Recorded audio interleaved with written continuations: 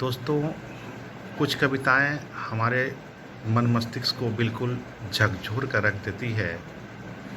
उसी में से एक कविता राष्ट्रकवि रामधारी सिंह दिनकर के द्वारा लिखा गया है, जो कि मुझे बहुत पसंद है।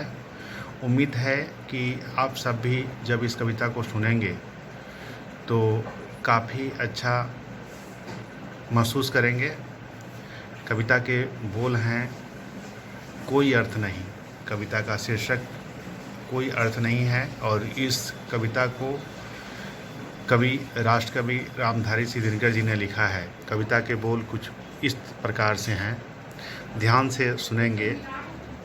नित्य जीवन के संघर्षों से, नित्य जीवन के संघर्षों से टूट चुका हो अंतर्मन, तब सुख के मिले समंदर का रह जाता कोई अर्थ नहीं। जब फसल सूख कर जल के बिन, जब फसल सूख कर जल के बिन तिनका तिनका बन गिर जाए, फिर होने वाली वर्षा का रह जाता कोई अर्थ नहीं।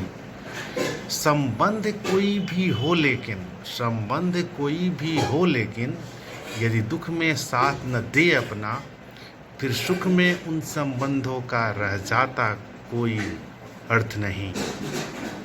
छोटी छोटी खुशियों के क्षण, छोटी छोटी खुशियों के क्षण निकले जाते हैं रोज जहाँ, फिर सुख की नित्य प्रतीक्षा का रह जाता कोई अर्थ नहीं। आगे की पंक्तियों को ध्यान से सुनेंगे। मन कटु वाणी से आहत हो, मन कटु वाणी से आहत हो, भीतर तक छलनी हो जाए, फिर बात कहे प्रिय वचनों का रह जाता कोई अर्थ नहीं। अंतिम पंक्तियाँ बहुत ही शानदार है।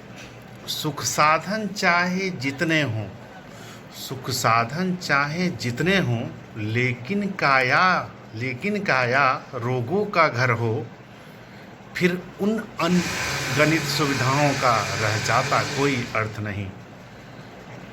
अभिव्यक्ति के क्रम में पाई जाने वाली त्रुटियों के लिए क्षमा प्रार्थी हूँ। इसी के साथ मैं इस अपने कविता का समापन करता हूँ। धन्यवाद।